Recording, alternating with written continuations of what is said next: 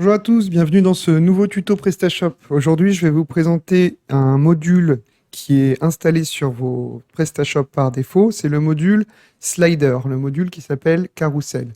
C'est celui que vous avez pu positionner en haut de votre page d'accueil ici. Donc, vous avez une vidéo qui explique l'apparence de votre site et comment positionner les différents modules sur votre site. Et vous voyez que ici, on l'a mis en haut du site, en dessous du module de menu. Vous avez également une vidéo qui vous explique comment gérer votre menu qui est en haut. Et là, c'est au niveau du slider. Donc, on va se retrouver au niveau du back-office, dans Module Manager, et on va aller chercher le module qui s'appelle Carousel. Une fois que vous l'avez trouvé,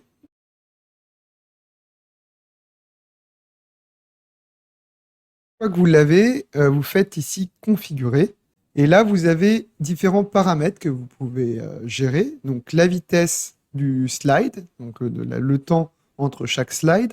Si vous voulez ou non une pause au survol, en passant la souris dessus, ça va faire une pause sur la vignette, sur le slide. Et enfin, si vous voulez répéter les images ou non.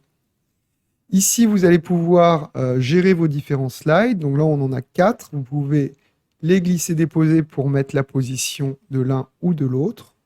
Vous pouvez en ajouter en cliquant sur le petit plus qui est ici, les activer ou les désactiver, les supprimer ou faire encore modifier. Donc on va voir celui qui est en ligne, là, on en a 2 en ligne.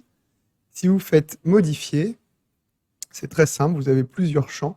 Le champ image qui est l'image globale qui va se slider.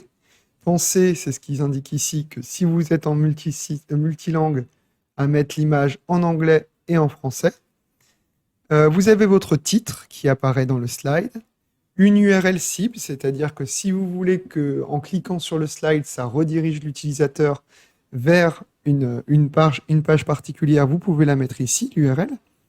Si vous ne voulez pas, vous mettez un hashtag, comme on l'a fait ici, la légende de l'image, et enfin, la description avec potentiellement une redirection vers une page. Donc là, c'est avec l'éditeur PrestaShop, vous pouvez mettre vos différentes descriptions et vous pouvez mettre un lien vers différentes pages de votre site. Ensuite, vous pouvez activer ou non le slider, comme on l'a vu tout à l'heure. Donc si je reviens juste rapidement sur le back-office, ici vous avez votre titre, la description, et ici c'est le lien. Voilà, merci d'avoir suivi ce tuto et à bientôt.